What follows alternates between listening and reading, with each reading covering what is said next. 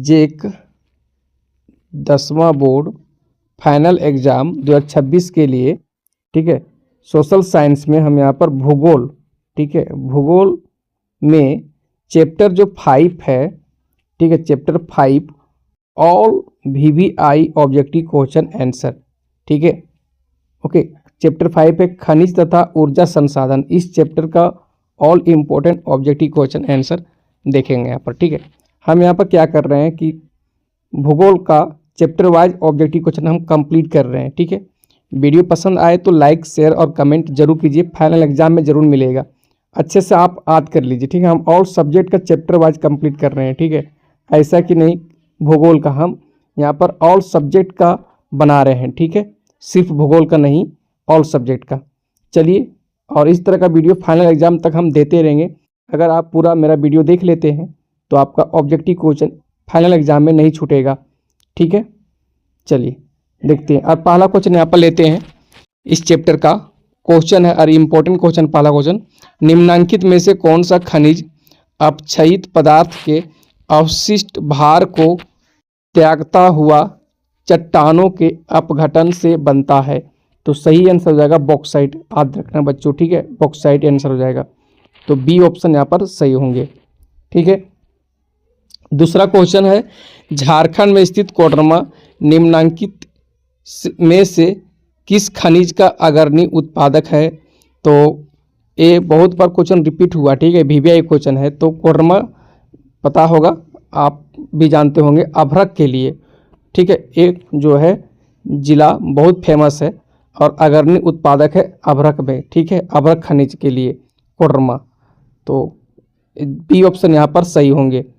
Next question है, निम्नलिखित चट्टानों में से किस चट्टान के स्तरों में खनिजों का निक्षेपण और संचयन होता है? ठीक है, किस चट्टान के स्तरों में खनिजों का निक्षेपण और संचयन होता है? तो तल छठी चट्टानें सही आंसर हो जाएगा, ठीक है, पहला ऑप्शन यहाँ पर सही होंगे, ठीक है बच्चों। आगे बढ़ते हैं। मोनाजाइट रेत में निम्नलिखित में से कौन सा खनिज पाया जाता है? ये इम्पोर्टेंट क्वेश्चन है और क्लास 8 में भी पढ़ना था भूगोल में, ठीक है। सही आंसर हो जाएगा थोरियम हो जाएगा। मोनाजाइट रेत में थोरियम खनिज पाया जाता है, ऑप्शन सी यहाँ पर सही होंगे। जो हम क्वेश्चन दे रहे हैं बच्चों यहाँ पर सभी इंपॉर्टेंट है, अच्छे से याद कर लीजिए, एग्जाम में जरूर मिलेगा, ठीक है। चलिए, पांचवा क्वेश्चन है, निम्न में से कौन सा खनिज सबसे कठोर है?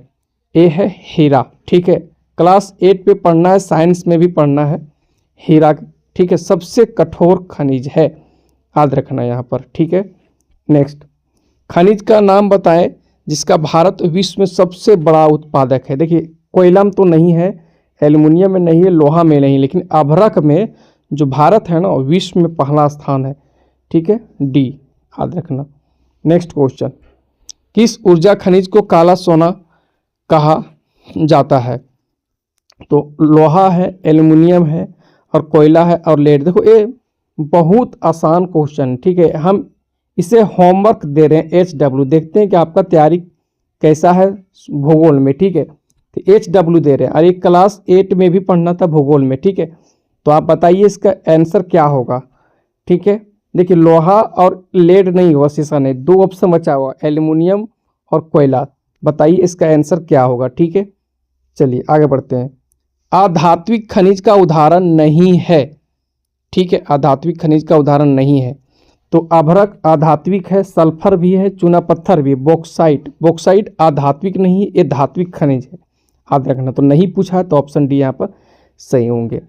नेक्स्ट, धात्विक खनिज का उदाहरण नहीं है, धात्विक खनिज का उदाहरण नहीं है। तो तांबा, सीसा, जस्ता, इसे जिंक भी बोलते हैं, ठीक है, इसका प्रतीक होता है Zn। ये धात्विक खनिज, लेकिन पोटास धात्विक खनिज नहीं है। नेक्स्ट क्वेश्चन देखिए, धात्विक और अधात्विक से संबंधित क्वेश्चन देगा, इसलिए अच्छे से आप पढ़ लीजिएगा, ठीक है। धात्विक और अधात्विक के बारे में अच्छे से आप पढ़ लेना है आपको। चलिए आगे बढ़ते हैं।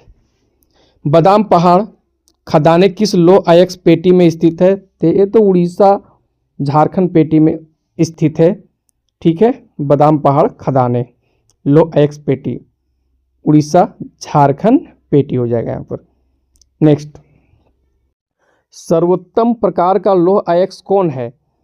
तो मैग्नेटाइट है, याद रखना है। इंपॉर्टेंट क्वेश्चन, बहुत बार ये रिपीट भी हुआ फाइनल एग्जाम में, ठीक है। तो मैग्नेटाइट जो है ना वो सर्वोत्तम प्रकार का लौह अयस्क है। भारत में सर्वाधिक तांबा उत्पादक राज्य कौन है? तो मध्य प्रदेश है। मध्य प्रदेश में तांबा जो होता है उत्पादन बहुत ज़्यादा होता है, ठीक है, मध्य प्रदेश में। नेक्स्ट, निम्नलिखित में से कौन सा राज्य मैग्नीज का सबसे बड़ा उत्पादक है? मैग्नीज का तो उड़ीसा, याद रखना, ठीक है। नेक्स्ट, निम्नलिखित में से कौन सा सर्वोत्तम गुण वाला कठोर कोयला है? सबसे अच्छा कठोर कोयला तो एंथ्रेसाइट है, याद रखना, एंथ्रेसाइट। नेक्स्ट, निम्नलिखित में से किस राज्य में रावत भाटा परमाणु ऊर्जा संयंत्र स्थित है? इंपॉर्टेंट क्वेश्चन और बहुत बार रिपीट भी हुआ है फाइनल एग्जाम में, तो राजस्थान है। कौन सा? राजस्थान। राजस्थान में है रावत भाटा परमाणु ऊर्जा संयंत्र, याद रखना, ठीक है। आगे बढ़ते हैं। भारत का सबसे बड़ा बॉक्साइट उत्पादक राज्य बताइए बॉक्साइट में? तो ये उड़ीसा है, ठीक है, बॉक्साइट में। चूना पत्थर किस उद्योग का आधारभूत कच्चा माल है? तो इससे बनता है सीमेंट, यानी सीमेंट उद्योग का कच्चा माल चूना पत्थर हो गया, तो ऑप्शन सी सही होंगे। नेक्स्ट, निम्नलिखित में से कौन सा लौह युक्त धातु है? लौह युक्त धातु अगर यहाँ पर देखें तो मैग्नीज है, ठीक है। बॉक्साइट, अभ्रक और सोना यहाँ पर लौह युक्त धातु नहीं है, मैग्नीज है यहाँ पर, ठीक है। चलिए, निम्नलिखित कोयले की खानों में से कौन झारखंड राज्य में है? तो तलचर तो झारखंड में नहीं, सिंगरेनी भी नहीं, रानीगंज नहीं, बोकारो, बोकारो झारखंड में है। अरे कोयला खान के लिए फेमस है, ठीक है। चलिए, तो ऑप्शन बी यहाँ पर सही करेंगे। नेक्स्ट, परंपरागत ऊर्जा स्रोत का उदाहरण देखो, एक होता है परंपरागत, एक होता है गैर परंपरागत।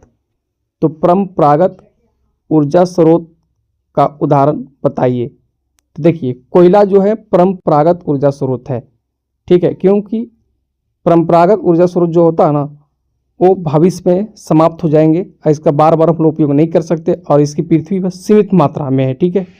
अभी उपलब्ध है लेकिन भविष्य में नहीं मिलेगा, ठीक है। चलिए, समाप्त होंगे।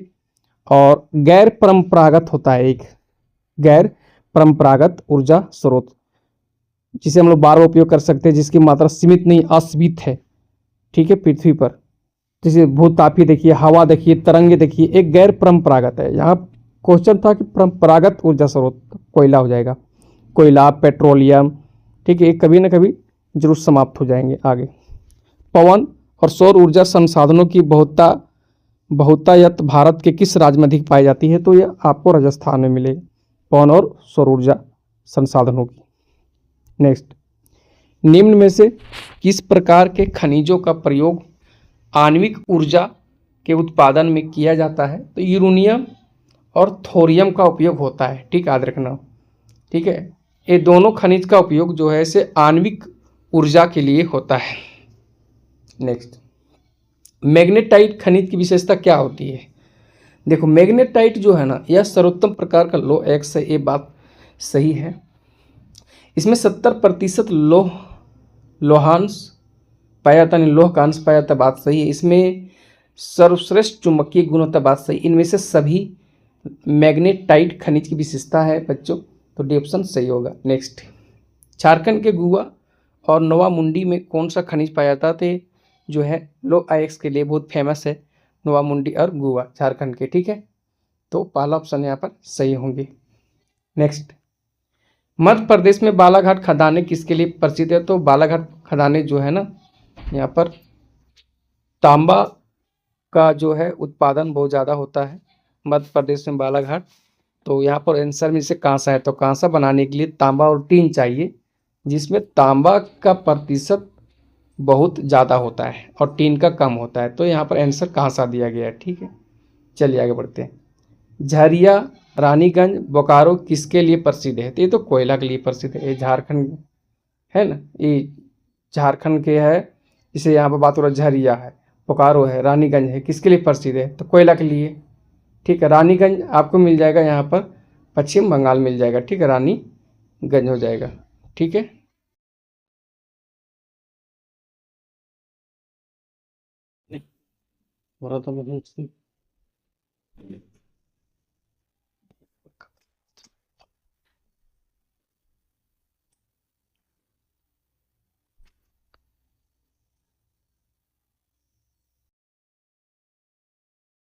नेक्स्ट क्वेश्चन, झरिया, रानीगंज, बोकारो किसके लिए प्रसिद्ध है? ये कोयला के लिए प्रसिद्ध है, ठीक है, यहाँ पर कोयले का उत्पादन होता है। खनिज किस में पाए जाते हैं? खनिज आयस्को में आपको मिलेगा, ठीक, आयस्को में।